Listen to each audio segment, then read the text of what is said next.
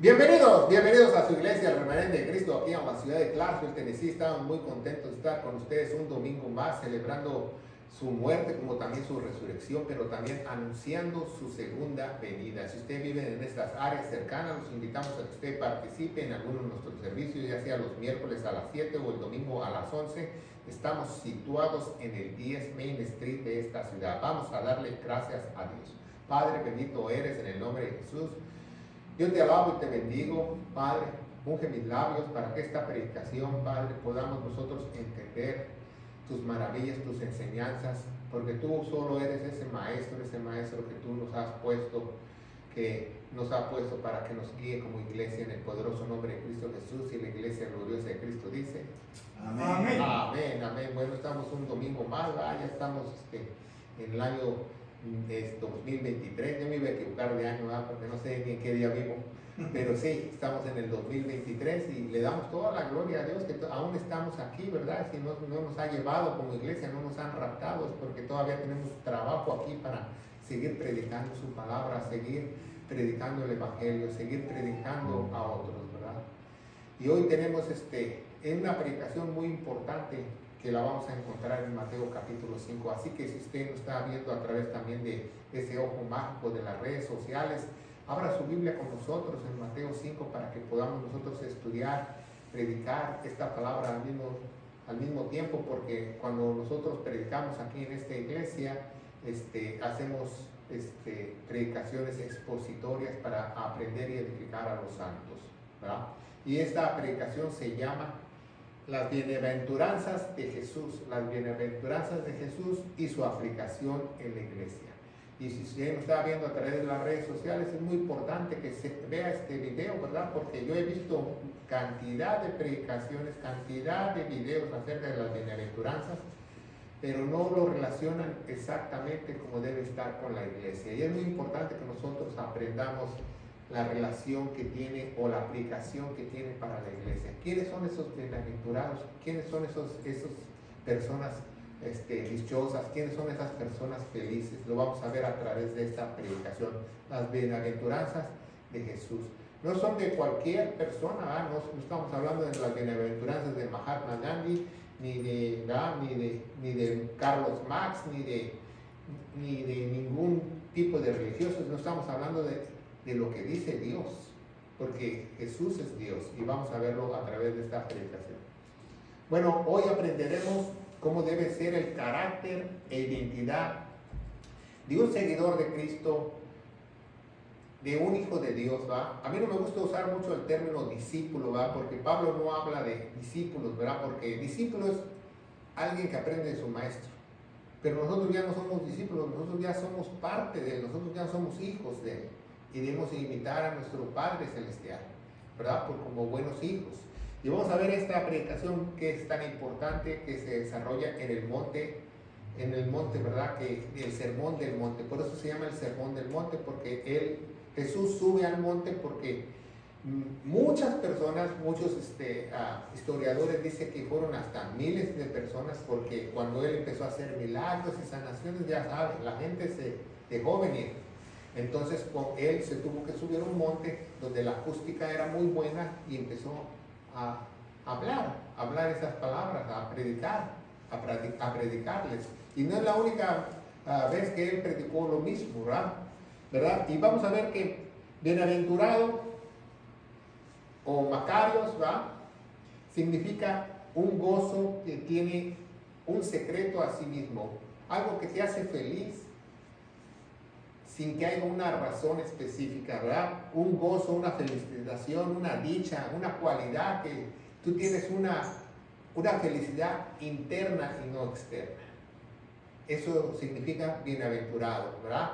¿Por qué? Porque muchas veces nosotros queremos ver esa bienaventuranza y la bienaventuranza empieza de adentro de las personas. ¿Por qué? Porque todo comienza adentro del creyente. Entonces, una persona que es feliz por fuera, se le acaba su felicidad muy rápido, ¿verdad? Tiene un carro nuevo, tiene las llaves nuevas, ya ni siquiera le mete las llaves a la ignición, ya tiene un botoncito para prenderlo, y un control, se emociona, pero el primer pasa un año, 3, 4 meses, alguien le da un rayón a su carro y ya se le acaba su bienaventuranza. Y las bienaventuranzas de Dios son eternas. Eso no lo entendemos. La bendición de Dios es eterna. Esa felicidad, esa dicha, ese gozo es para siempre. Tenemos un gozo inexplicable en nuestra salvación. Nos explica en Romanos capítulo 5. Y vamos a ver que este sermón del monte también puede ser un sermón del valle, ¿va? Porque en Lucas repite esas bienaventuranzas, pero ya no habla de un monte, habla en un valle. Quizás Jesús volvió a predicar lo mismo en otro lugar, porque eran muchas personas, porque era él un predicador. No porque digan, en Lucas dice que era en un valle y en Mateo dice que era un monte, entonces la Biblia se contradice. No, porque quizás él volvió a predicar eso, porque es un mensaje muy importante, ¿verdad? Y lo vamos a ver a través de esta predicación. El sermón de las bienaventuranzas. Bueno, a través de esta enseñanza de Jesús, de este sermón del monte, vamos a saber exactamente qué nos dice Jesús, ¿verdad? Porque muchas veces podemos escuchar que bienaventurado esto, bienaventurado, porque una vez nosotros fuimos a un lugar en México, un pueblo, a ver unos parientes de mi esposa, y entonces una de sus familiares nos dijo que ella era bienaventurada porque era pobre y no tenía dinero, ¿verdad? Porque dice bienaventurados los pobres. Pero vamos a ver que va más allá de eso, no se refiere a algo físico. Acuérdense que todas las bienaventuranzas son espirituales, no tienen nada que ver con lo físico. Como que bienaventurados los pobres y si yo no tengo dónde caerme muerto ya soy bienaventurado. No se refiere a nada físico, se refiere a algo espiritual. Y vamos a ver la palabra de Dios en Mateo capítulo 5, ¿verdad? Y vamos a empezar esta bienaventuranza. Y quédese con nosotros, ¿verdad? Si nos están viendo a través de las redes sociales, y ponga un separador en su Biblia porque vamos a estar trabajando en Mateo capítulo 5. Y dice, y viniendo las multitudes, se fijan, no vinieron 10, 20, 60, 70 a esa predicación. En esa ocasión llegaron multitudes a verlo, ¿verdad?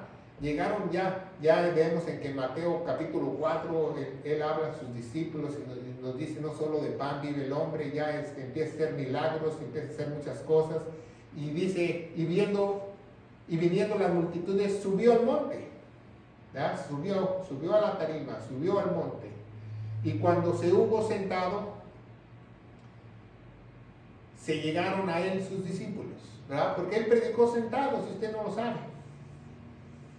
Él predicó sentado, él agarró yo creo que cuando subió al monte se cansó, ¿no? Pues agarró una piedra y se sentó y sus discípulos se llegaron, ¿va? Por eso muchas fotos enseñan a Jesús sentado, predicando en el sermón del monte, si usted no se fija, ¿no? No tiene que ser uno estar parado para dar el mensaje de Dios. Usted puede dar el mensaje de Dios hasta acostado, pero lo que importa es que usted lo dé bien, ¿verdad? ¿Qué importa si usted está en un gran púlpito, en una gran tarima, en un gran escenario, en un gran estadio y de un mensaje incorrecto? De nada. Dice, y viendo las multitudes subió al monte y cuando se hubo sentado se llegaron a él sus discípulos, ¿verdad? Ellos ya estaban ahí con él. ¿Por qué? Porque pues eran los seguidores que estaban aprendiendo de él. Por 3 años aprendieron de él. Y aún así, en 3 años aprendieron, no entendían. ¿Por qué? Porque les faltaba algo muy importante. Se llama Emmanuel, que no tenían al Espíritu Santo. Y dice en Mateo 5:2, dice, y abriendo su boca les enseñaba diciendo. Abriendo su boca les enseñaba diciendo. Es muy importante saber este pequeño versículo, ¿verdad? Que no solamente Jesús dijo, no, cuando Jesús abre su boca, está hablando el mismo Dios. Por eso muchas Biblias, cuando usted lee este pasaje, hasta la han puesto en rojo, porque algunas Biblias ponen las palabras de Jesús en rojo. ¿Por qué? Porque son palabras muy importantes. Y dice, abriendo su boca, les enseñaba diciendo, ¿verdad? ¿A quién les enseñaba? A sus ovejas. Porque dice en Juan capítulo 10 que únicamente las ovejas de Jesús escuchan y las siguen, ¿verdad? Sabemos que muchas veces las personas no escuchan y no siguen, ¿verdad? Y oyeron mi voz y me siguen, ¿verdad? Las ovejas escuchan la voz del pastor y la siguen, ¿verdad? Porque él es el buen pastor. Dice en Juan 10:27, mis ovejas ¿qué? Por eso cuando uno predica la sana doctrina, muchos no oyen. Porque no son mis palabras. Yo cuando estoy hablando de Jesús. Estoy hablando de su iglesia, estoy hablando de Él, lo que dejó en la iglesia. Entonces, si alguien no me escucha a mí, no está escuchando a Dios. ¿Por qué? Porque solo las ovejas escuchan y ponen atención y captan el mensaje y lo entienden. Dice, mis ovejas oyen mi voz y yo las conozco. ¿Se fija? Mucha gente conoce a Dios, ¿va? Usted le pregunta en la calle, ¿tú sabes de Jesús? ¿Tú conoces a Dios? Sí, sí, todo el mundo. Pero la pregunta no es esa, Él te conoce a ti. Él te conoce a ti, personalmente. Él te conoce a ti. Te ha dado un propósito, te ha hecho a ti un vaso nuevo, te ha hecho un instrumento nuevo.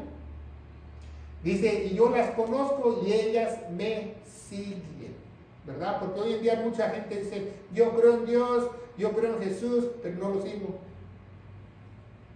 No voy a la iglesia. No quiero hacer lo que él dice. No, la gente lo entiende mal. Y dice, y yo les doy ¿qué? A las que escuchan la voz, a los que entienden el mensaje, a los que pueden discernir lo que dice Dios para su iglesia, les da vida eterna. Y no perecerán por siempre, ¿verdad? Van a vivir para toda una eternidad, para toda su vida. Y nadie, absolutamente nadie me las va a arrebatar de la mano. Nadie. Cuando tú ya eres una oveja de Jesús, cuando tú eres un hijo de Dios, cuando eres sellado con el Espíritu Santo, nadie te puede quitar esa posición de hijo. Nadie te puede quitar esa posición de nueva creación. Nadie te puede quitar que tú ya estás unido eternamente con Cristo Jesús. Nadie. Dice en Romanos, ¿verdad? Capítulo 8 hasta el final, ni lo alto, ni lo bajo, ni lo profundo, ni lo que ha de venir me podrá separar del amor de Cristo. Dice el 5, ¿ah? Mateo 5, ¿ah? Bienaventurados los pobres en espíritu, ¿ah? Mal Mateo, ¿ah? Puse maestro, ¿ah? La computadora se fue muy rápido. Dice Mateo 5, 3, bienaventurados los pobres en espíritu, porque de ellos es el reino del cielo. Ahí no dice que va a ser, ahí no dice que a lo mejor te lo dan, dice que es. Bienaventurados los pobres en espíritu, porque de ellos es el reino del cielo. Mateo 5:3 ¿no dice eso, hermano? Sí. Claro que sí, ¿verdad? Y dice, bienaventurados los pobres, ¿por qué? Porque, ¿a qué se refiere pobre de espíritu? No significa de pobreza secular, pobreza de dinero. Dice, personas que no son pobres, oprimidos, rechazados, de bajo estima, abusados, ¿va? Esa palabra en griego dice oitojos, que es pobre, mendigo y desamparado. Está hablando de alguien que está desamparado, ¿va? Pero muchas veces lo relacionan, pues la gente más humilde, la gente más pobre, esa va a heredar el reino del cielo. Y eso es mentira. Jesús no está diciendo eso en las bienaventuranzas. ¿Qué es pobre de espíritu? Es una persona que reconoce su pobreza espiritual. Eso es pobre de espíritu. Que tú sepas que tú estás en bancarrota delante de Dios, espiritualmente. No que te sientas espiritual y no le das caridad al espíritu, no, que tú te sientas en bancarrota, ¿verdad? Que tú te sientas con una miseria espiritual. A eso se refiere esto, ¿verdad? Que tú aceptes tu condición como pecador. Que tú digas, válgame Dios, en Romanos 6:23 dice que la paga del pecado es muerte y yo merezco morir. Eso es el pobre de espíritu. Aceptar la mala noticia, que hay una enemistad con Dios, que Dios te va a mandar directito al infierno. Porque más cuando todos pecamos, estamos destituidos de la gloria de Dios. Entonces, cuando tú entiendes eso, tú tienes una pobreza espiritual, ¿verdad? Una pobreza espiritual, ¿verdad? Que tienes una bancarrota con una humildad y sin orgullo. Porque Dios no da gracia a los soberbios. Por eso mucha gente no puede ser salva ni sellada, porque tiene orgullo. tiene orgullo, ¿verdad? Dios no da gracia a los soberbios. El orgullo va pegado con la soberbia. Entonces, vemos que eso significa ser pobre de espíritu, ¿verdad? ¿Verdad? Y mucha gente no lo reconoce. Tú hablas con alguien en la calle y dices, no, yo no necesito a Dios. Yo hago lo correcto, yo soy una persona moral, yo pago mis impuestos, soy un buen ciudadano. Yo no necesito de Dios. Yo tomo alcohol porque Jesús tomaba alcohol. No reconoce su condición espiritual.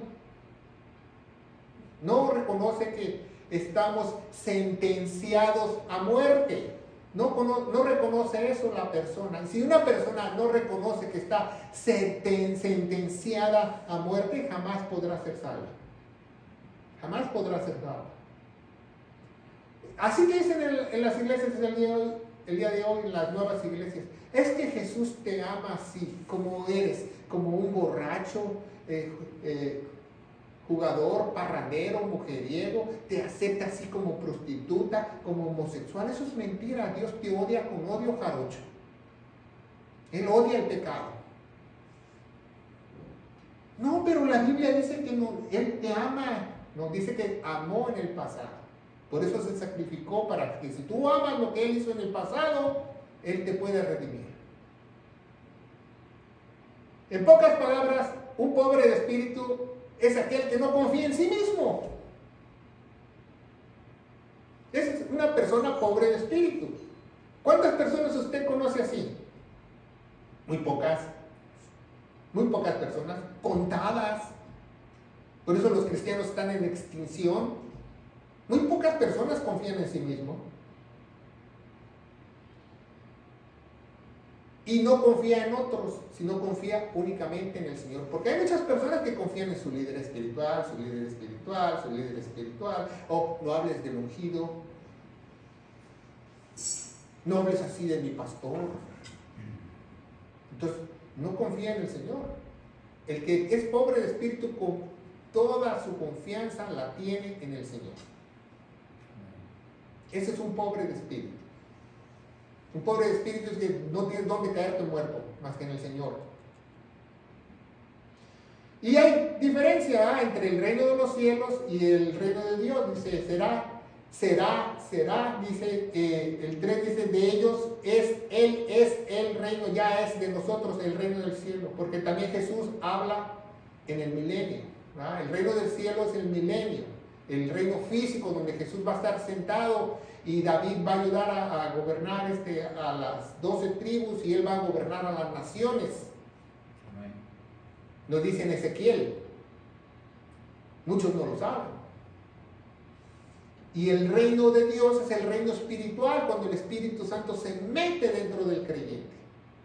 Por eso Nicodemo le pregunta a Jesús en Juan capítulo 3, dice, ¿y cómo es eso que tengo que volver a nacer? Se refiere al bautizo del Espíritu Santo en el reino de Dios. Dice, vamos a poner un ejemplo del reino físico, ¿va? Lucas 22:30 dice, para que comáis y bebáis en mi mesa, en mi reino. Está hablando del reino del cielo, del reino físico. Y no el reino de los cielos con ese, porque algunas Biblias pusieron cielos. No, el reino del cielo. Y se asentarán tronos y juzgarán las 12 tribus de Israel, le dice a sus discípulos, ¿verdad? Porque ese reino va a ser para los pobres de espíritu. Ya es para los pobres de espíritu. Ya es para aquel que ha sido sellado con el Espíritu Santo. Romanos 14:17 nos dice, porque el reino de Dios, el reino espiritual, el Espíritu Santo cuando te sella, dice, no es comida ni bebida, sino justicia, paz y gozo en el Espíritu Santo, el fruto del Espíritu. Ese es el reino de Dios, el reino espiritual. ¿Cuál es la promesa para la iglesia de esta bienaventuranza de bienaventurados los pobres en espíritu? ¿What? Cualquiera que no tenga un espíritu, jamás de los jamases va a ser sellado con el Espíritu Santo. Por eso él empieza con eso en el Sermón del Monte. Esa es su primera estrofa cuando está en el Sermón del Monte. Aquel que no tenga esa condición de pecador jamás será salvo. El que no tenga el espíritu pobre jamás podrá ser sellado con el Espíritu Santo porque no reconoce su condición espiritual y mucho menos no podrá aceptar la buena noticia. Para que tú aceptes las buenas nuevas de Dios, la buena noticia, primero tiene que aceptar la mala noticia, su condición, cómo está. ¿Por qué? Porque si alguien me predica que Jesús me va a salvar y me va a llevar al cielo y yo no entiendo para qué, pues no me va a sellar, ¿va? ¿Por qué? Porque estoy frito, porque me voy a ir derecho al infierno, porque no lo tengo a Él, porque hay una enemistad con Dios. Cuando un niño nace, un bebé, ¿verdad? Todo el mundo, ¡ay, qué bebé tan bonito! Cuando este bebé ya empieza a hacer lo malo, a maquilar lo malo en su mente, ya se va al infierno si se llega a morir. Porque Dios nada más tiene una ventana de tiempo para los niños. No porque, ay, el niño tenía 10, 9, 12 años, se fue al cielo. No. Sus padres, el deber de los padres, dice la Biblia, que tú lo instruyas en el camino de Él, para que Él no se vaya al infierno.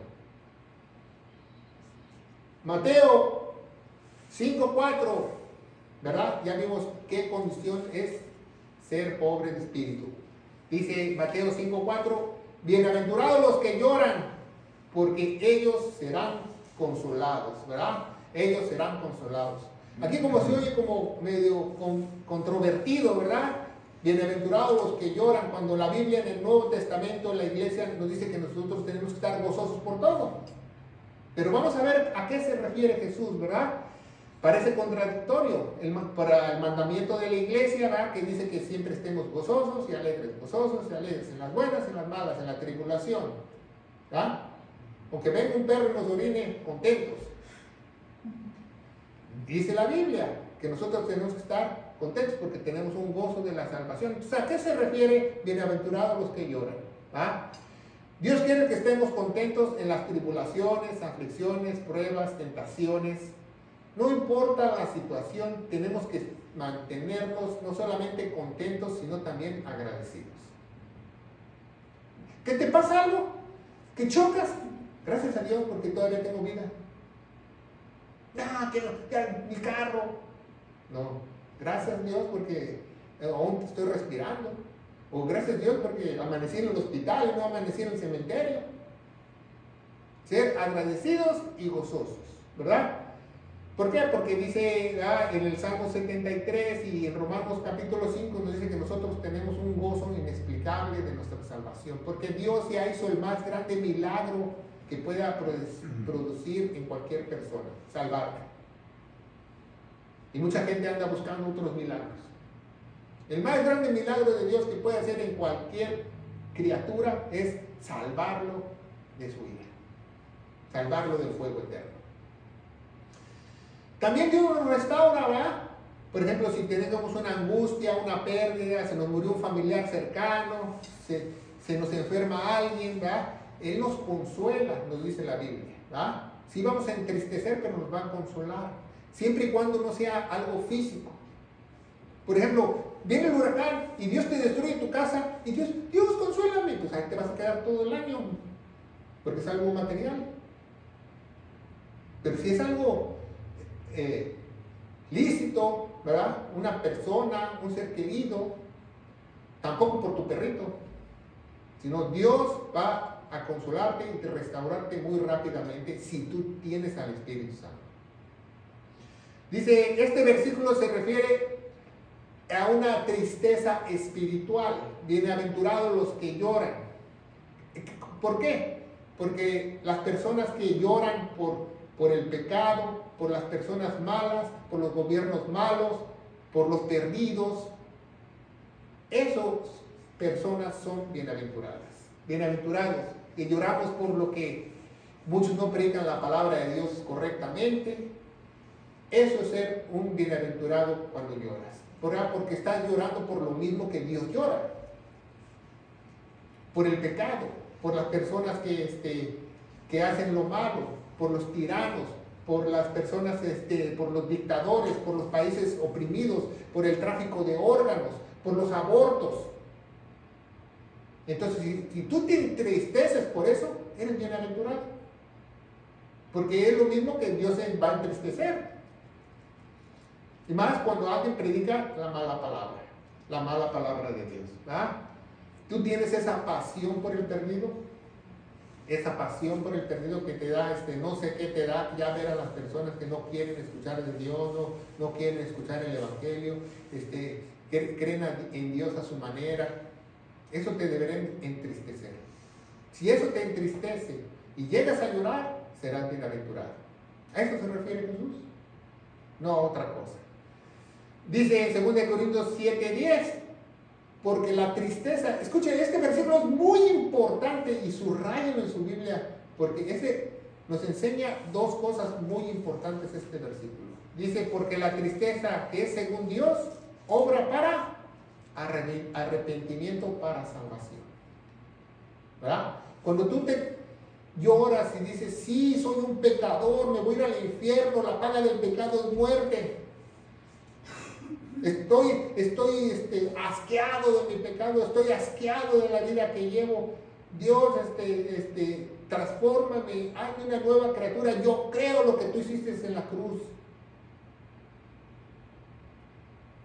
Pero fíjense muy bien lo que dice, la cual nadie se arrepiente,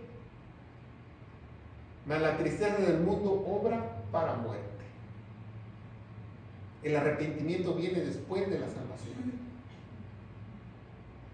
Seguimos adelante, ¿va? ¿Cuál es la promesa para la iglesia? De bienaventurados los que lloran, ¿ya? Bueno, solo la iglesia tiene un gozo inexplicable.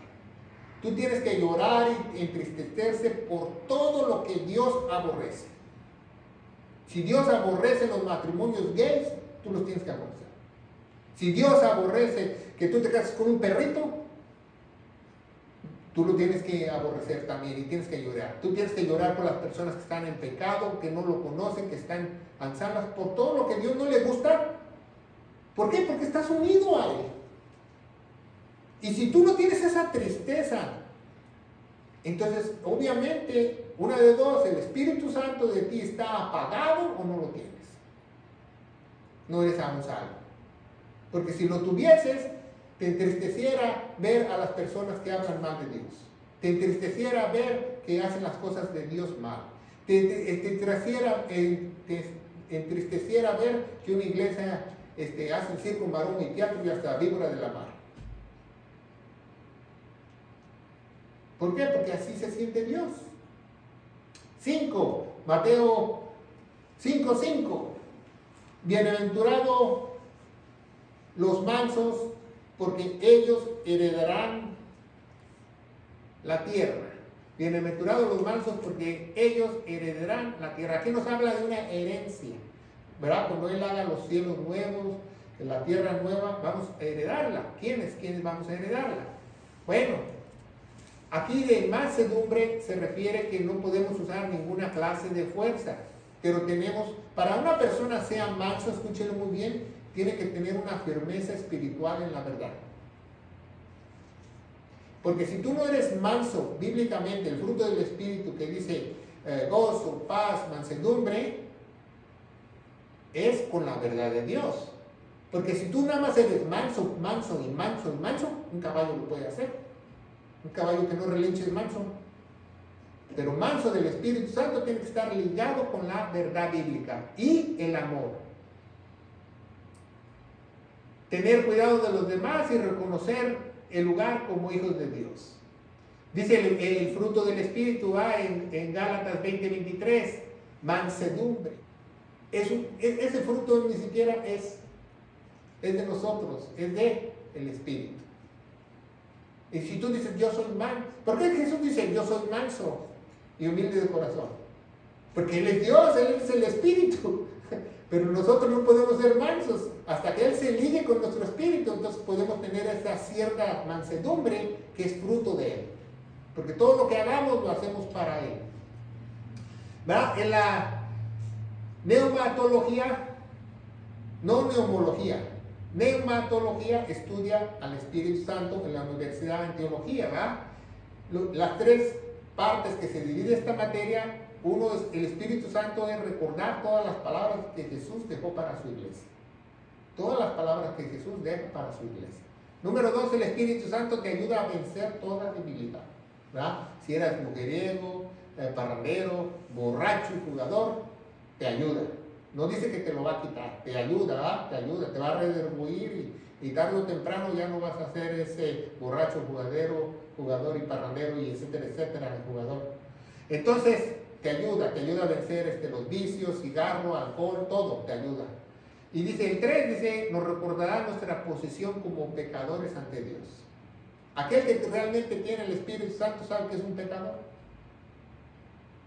y necesita un gran Salvador. Por más cuantos todos pecamos, ¿verdad? No hay ni uno bueno, el único bueno es Él. Y somos justificados por su gracia y por su justicia de Él, no la justicia nuestra, la justicia del Señor. La justicia es adjudicada a nosotros, es imputada en cada uno de nosotros por la gracia de Él. Porque yo siendo imperfecto, yo siendo injusto, Él me hace justo por su gracia. Eso se llama gracia, algo que yo no merezco, ¿verdad? Dice, aprended de mí que yo soy manso y humilde, ¿verdad? Nos dice nuestro Señor Jesucristo. Seguimos adelante. Dice Mateo 11:29, dice, tomad mi yugo sobre vosotros y aprended de mí, que yo soy manso y humilde de corazón, y hallaréis descanso en vuestras almas. ¿Ah? Por eso muchos no tienen paz, porque quieren andar cargando todas sus cargas, sus problemas, y no quieren hallar la solución. ¿Qué es dejarle la carga a Dios? Dios, aquí tengo un problemita, ahí te va el bulto. No, eso no es dejar la carga a Dios. Dejar la carga a Dios es que Dios te dé la solución de ese problema a través de las Escrituras. Eso es dejar la carga a Dios, que Él te dé la manera más sabia de resolver las cosas. ¿Cuál es la promesa para la iglesia? Bueno, únicamente el creyente que es salvo es manso. Únicamente el creyente que es sellado con el Espíritu Santo tiene el fruto de mansedumbre porque ha vuelto a nacer. Otra persona no. Entonces es bienaventurada, esa va a heredar la nueva tierra, esa persona ya ha sido salva, ¿verdad? Porque es el Espíritu Santo en su vida. Seguimos adelante, Mateo 5:6. Bienaventurados los que tienen hambre y sed de justicia, porque ellos serán saciados, dicen algunas Biblias, serán hartos, ¿verdad? ¿Ah? ¿Es otra cucharadita de justicia? No, ya estoy lleno, ¿verdad? Estoy ya lleno, hartos, saciados. Bienaventurados los que tienen hambre y sed de justicia, porque ellos serán hartos, ¿verdad? ¿Qué nos trata de decir Jesús en esto? Nuestra propia justicia, que nosotros seamos jueces. ¿Qué nos dice la palabra de Dios? Dice, ¿qué se refiere a este versículo? No quiere decir nada de que, bueno, tenemos que nosotros que seamos justos, ¿verdad? Pero nos habla algo muy importante que dice hambre y sed de ser justos, que va más allá de nada más ser justos, de ser justos con todos. ¿Usted tiene hambre de ser más justo? Y dice el Salmos 42, ¿va? Tú eres justo como el ciervo que brama por las corrientes del agua en el desierto, que así claman por ti. ¿O tú tienes esa sed por Dios, esa sed de justicia, esa sed de aprender la palabra de Dios? Porque si tú tienes sed de la palabra de Dios, obviamente este libro es un libro de justicia de Él. Entonces tú te vas a llenar de ¿qué? De la justicia de Él. Porque mucha gente dice, no, dice, aquí pura fe. No, aquí tú te llenas de fe. La fe incluye la misericordia, la gracia y la justicia de Él. Esas tres cosas. Seguimos adelante. Romanos 3:26. Para la manifestación de justicia en este tiempo, para que el que sea justo y el justificador, el que cree en Jesús, ¿verdad? Porque su justicia es adjudicada e imputada en cada uno de nosotros, ¿verdad? Dice Romanos 5:24, ¿verdad? La imputación de justicia, ¿verdad? Y no también nosotros a quienes será imputado si creemos que Él resucitó de los muertos de nuestro Señor nuestro. Y 5:25, la doctrina de la justificación, el cual ha sido entregado por nuestros delitos y resucitado para nuestra justificación. ¿Qué quiere decir justificación? Que al momento que tú llegues al tribunal de Cristo, eres salvo, estás justificado. ¿Y qué es imputación de justicia? que mientras tú crezcas espiritualmente y Dios vaya perfeccionando la obra que Él comenzó, Él te va a ir haciendo cada día más justo, más justo, más justo, más justo, más justo. ¿Cómo? ¿Cómo lo va a hacer? Llenándote tú de la palabra de Dios. Es la única manera. Porque si tú vas, haz de cuenta que yo soy un abogado y tengo 5 años sin ejercer y yo llego a la corte y el juez agarra y me habla una ley que yo ya ni conozco porque no me he actualizado.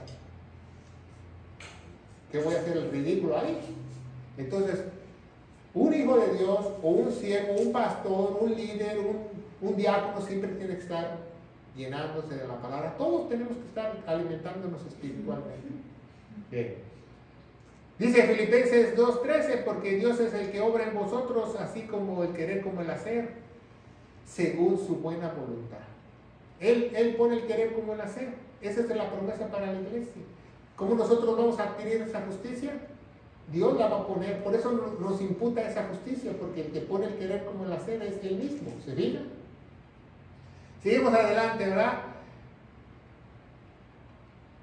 Porque no hay justicia mayor que la de Cristo. Dice la Biblia que nosotros como iglesia podemos juzgar, no nuestras propias palabras, sino con las palabras de Él.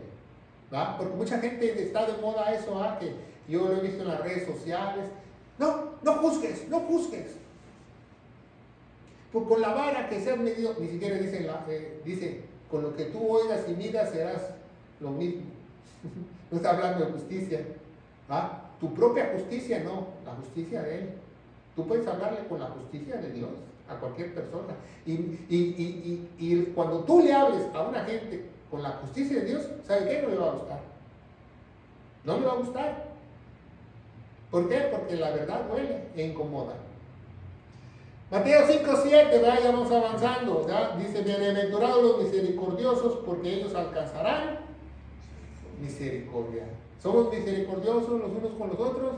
¿Qué está hablando Jesús? ¿Qué está diciendo aquí en esta bienaventuranza? ¿Verdad? Dice 1 Timoteo 1:13, habiendo yo sido antes perseguido e injuriador, mas fui yo recibido en misericordia, dice Pablo. Cuando Dios nos recibe, cuando Dios nos sella, cuando pasamos a ser hijos de Él, cuando creemos al Evangelio, porque Él tuvo misericordia. No por nuestra bonita cara, porque Él tuvo misericordia. Porque lo hice con ignorancia e incredulidad. Él perseguía a la iglesia.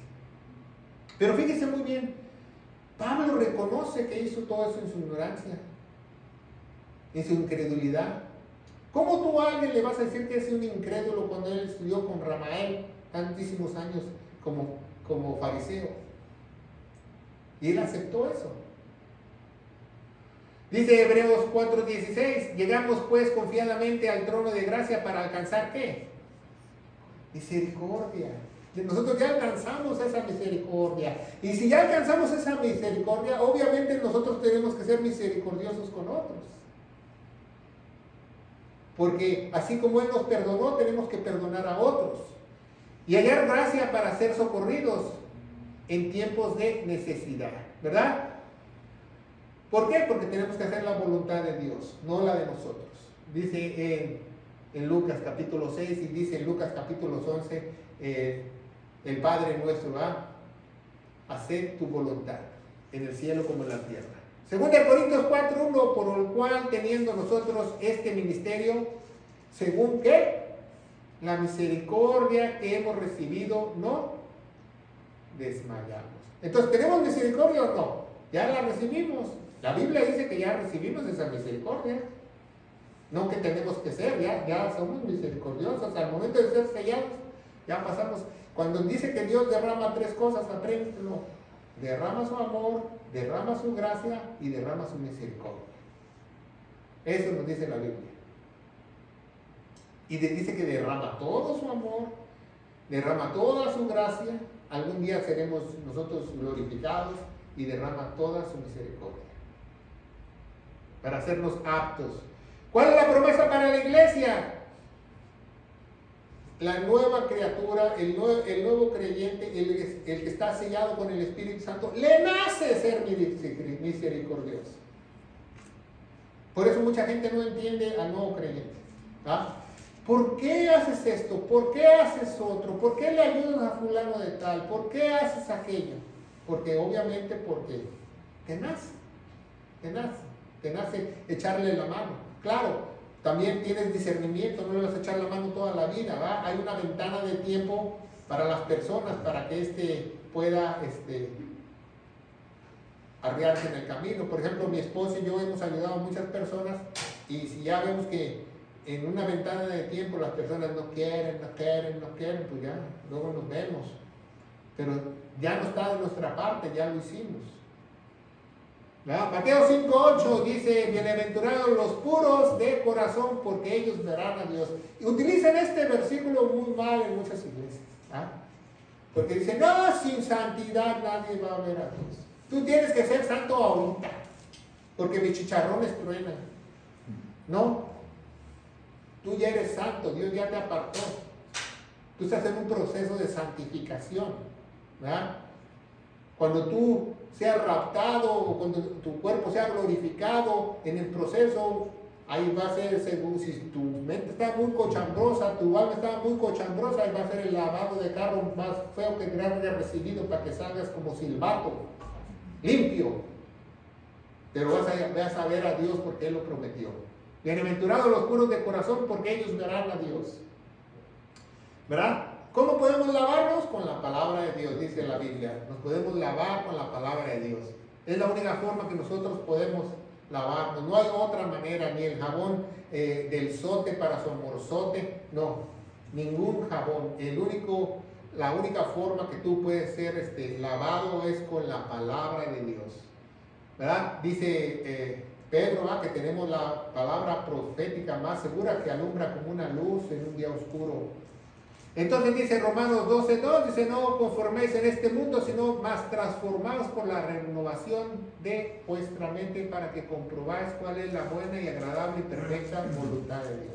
Por eso muchos no entienden a Dios, por eso muchos dicen, no, tú eres un religioso más, tú eres un Jesus freak, te dicen, tú eres un religioso, porque no entienden la buena voluntad de Dios, porque no tienen su mente transformada al varón perfecto, no están escudriñando las escrituras como debiese.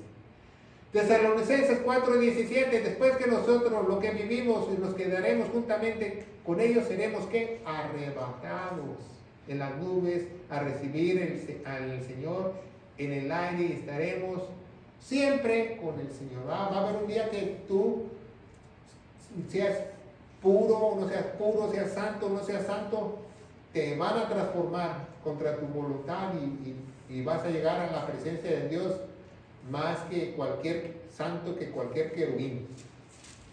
Y vas a estar ahí, ¿verdad? Entonces vemos que Dios todo lo que promete lo cumple. ¿Cuál es la promesa para la iglesia? Todo redimido con la sangre de Jesús ha sido comprado. Ha sido comprado ya.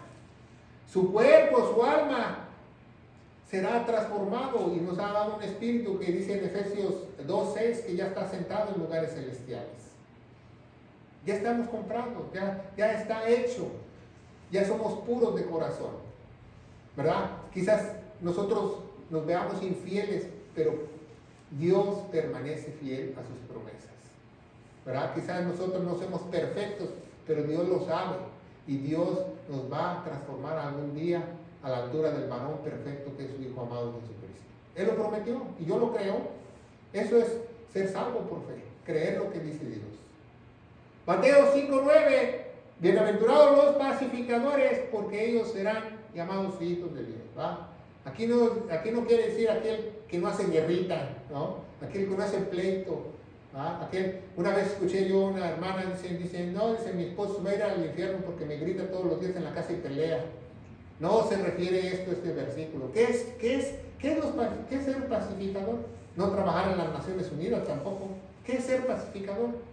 ¿No se ha preguntado nunca qué es ser pacificador? Bueno, hoy lo vamos a saber qué dice exactamente Jesús. Bienaventurados los pacificadores, porque ellos serán llamados hijos de Dios. Pacificador no quiere decir que nada más no seas pacificador en este mundo, va más allá, se refiere a algo espiritual, ¿verdad? Dice en Romanos 5:10, porque siendo enemigos fuimos reconciliados con Dios por la muerte de su Hijo. Todos somos enemigos de Dios. La única forma de reconciliarnos con Dios es a través de la cruz. Mucho más, ya reconciliados, seremos salvos por su vida. ¿Se vida? Romanos 10:15 dice, ¿cómo predicarán si no fuesen enviados? Como está escrito, cuán hermosos son los pies que predican el Evangelio de la paz. ¿Por qué se llama el Evangelio de la paz? Porque es el Evangelio de los pacificadores. Tú vas a terminar la guerra, si eres un pacificador, con el mismo Dios. O tú vas a predicar el Evangelio para que otra persona termine esa guerra con Dios. Ese es ser un pacificador, un predicador de las buenas nuevas, un predicador del Evangelio. Eso es ser un pacificador. El Evangelio de las cosas buenas. ¿Cuál es la promesa para la iglesia? Dice en Juan 1:12, a todos los que le recibieron les dio potestad de ser hijos de Dios. Los pacificadores son aquellos que predican el Evangelio. Los pacificadores son aquellos que llevan a otros a la cruz.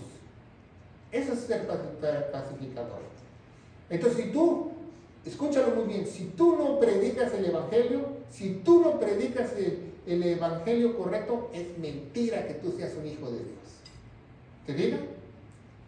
Porque dice que bienaventurados los pacificadores, porque ellos serán llamados ¿qué? Hijos de Dios. Entonces, si alguien te dice, yo soy un hijo de Dios, pero no sé ni dónde está el Evangelio, entonces, ¿quién sabe si es hijo de Dios o no? Porque esa es la única forma que tú acabes la enemistad con Dios, que otro te predique el Evangelio. Mateo 5:10, ¿verdad? Ya vamos de bajada, como dice el hermano, ¿verdad? Bienaventurados los que padecen persecución a causa de la justicia. ¿De cuál justicia? ¿De la justicia de nuestros países, de nuestros gobernantes, de la ONU? No, de la justicia de Dios. Está hablando de la justicia de Dios. Porque de ellos es el reino del cielo, el reino de milenial, ya lo vimos, no el reino espiritual, el reino milenial ya es, ¿verdad? Todos los que padecen persecución por causa de la justicia, ¿verdad? Muchas veces sufrimos muchos tipos de justicia, de persecución, todo aquel que predica la sana doctrina, todo aquel que predica el Evangelio, donde quiera que estés, hasta si tú vives en Disneylandia, ahí te va a perseguir el pato Donald. Donde quiera que tú estés. No te salvas. ¿Por qué? Porque al enemigo no le gusta que tú des la buena palabra de Dios, el Evangelio, para que se puedan salvar otros. Dice Mateo 10:22, y seréis aborrecidos de todos por causa de mi nombre, mas el que persevere hasta el fin, en este será salvo. Les da una promesa a los israelitas cuando en la tribulación ellos prediquen el nombre de él. ¿Qué es el que persevera? El que está unido a él. Dice, ¿cuál es la promesa para la iglesia? La justicia de Dios le pertenece únicamente a Dios. ¿Dónde se realiza esa justicia? ¿En el tribunal? ¿Con la doctora Polo? No, en la cruz. En la cruz del Calvario. Ahí se realizó la justicia de Dios. El justo de justos está dentro de nosotros, unidos por una eternidad, para estar con Él en el milenio. Entonces nosotros, todo aquel que es un verdadero cristiano, sufre persecución de sus familiares, de sus amigos. Tú empiezas a predicar la sana doctrina, empiezas a predicar el Evangelio y vas a ver cómo muchos familiares tuyos huyen de ti, muchos amigos que eran tuyos huyen de ti, la iglesia falsa que era tuya huye de ti. Se lo apuesto. 11. Bienaventurado cuando os vituperan y persiguen y dijeren toda mala palabra contra vosotros a causa de mí, ¿verdad? A causa mintiendo. ¿Cuánta persona no es perseguida? ¿Cuánta persona no es atormentada? ¿Cuántas personas no adulteran el día de hoy y contaminan las Sagradas Escrituras? ¿Cuántas personas no usan las Sagradas Escrituras para satisfacer sus vientres? Dice Juan 15:18, y el mundo os aborrece, sabed que a mí me ha aborrecido antes que a vosotros, ¿verdad? Porque vamos a recibir que te hablen mal, que te calumnien, que te digan esto, que te recuerden hasta lo que no, a que te digan hasta de lo que te vas a morir. ¿Cuál es la promesa de la iglesia? Si te persiguen, te tratan mal, te dejan de hablar, hablan chismes, hablan mentiras de ti, te vituperan, a causa del plan de Dios, Dios te va a fortalecer. Es el único que te puede dar las fuerzas. 12, ¿verdad? Ya vamos de bajada, dice: regocijaos y alegraos porque vuestro galardón es grande. Ni el premio de loto aquí de 1,000 millones. El galardón en el cielo es grande. No se compara con oro y plata, con ninguna propiedad o ningún placer. Es grande, es indescriptible en el cielo. Porque así como ustedes los persiguen, dice Jesús, también persiguieron a los profetas. ¿Qué les pasó a todos los profetas? Se los echaron. Los mataron. Si mataron al propio Dios, con él vino y se presentó ante ellos. Un día vamos a recibir esas coronas, si Dios nos lo permite. Esas coronas de gloria que Él tiene para uno de nosotros. ¿Cuál es la aplicación de la iglesia? La aplicación de la iglesia es en el cual esperáis también vosotros, oyendo la palabra del evangelio de nuestra salvación, el cual también desde que creíste fuiste ¿qué? Sellado. ¿Sabía que el sello del Espíritu Santo es la mayor corona que tú puedas tener en tu vida? No hay otra corona mayor, no hay otro milagro mejor. ¿Sabéis que si usted tiene al verdadero Espíritu Santo y pasa el demoniado de Garnea, corre? Porque no quiere verlo, porque lo único que aborre un espíritu malo, lo único que aborrece un demonio, un ángel caído, es la presencia del Espíritu Santo en la persona. Ninguna cruz, ningún equipo de VIP de retratar demonios, nada. La presencia del Espíritu Santo. Es más, ni tienes que hablar. Bueno, vamos a terminar, ¿verdad? Ya vimos que esas bienaventuranzas, no solo Jesús vino a las ovejas perdidas de Israel, también era profeta y también habla lo que va a acontecer para la iglesia en el milenio cuando estemos juntamente con Él, ¿verdad? Y yo le doy gracias a Dios por esto. Y no nos podemos ir sin predicar el Evangelio de Gloria, porque esa es la única forma de ser pacificadores, esa es la única forma, ¿verdad? Que nosotros seamos, que ya hayamos sido pobres en espíritu, que lloremos por lo que llora Dios, que los que vamos a heredar esa tierra, ¿verdad? Y también que seamos misericordiosos con otros. Vamos a darle gracias a Dios, pero acuérdense que el Evangelio de Gloria se encuentra en 1 Corintios 15, del 1 al 4, que dice que nuestro Señor Jesucristo murió por todos nuestros pecados, fue sepultado y resucitó al tercer día, según las Escrituras. Y las Escrituras nos dicen que Él se puso como propiciación, derramando su vida, su preciosa sangre, va en Romanos 3:25, que tenemos que tener fe en esa preciosa sangre. Y yo te aseguro, querido hermano en Cristo Jesús, que si tú crees de todo corazón, serás sellado, como dice en Efesios 1:13, porque creíste a la verdad del Evangelio, sellado con el sello del Espíritu Santo por una eternidad. Y yo te aseguro que todas esas bienaventuranzas que acabamos de leer se te adjudican a ti, en el nombre de Jesús. Amén. Dios los bendiga.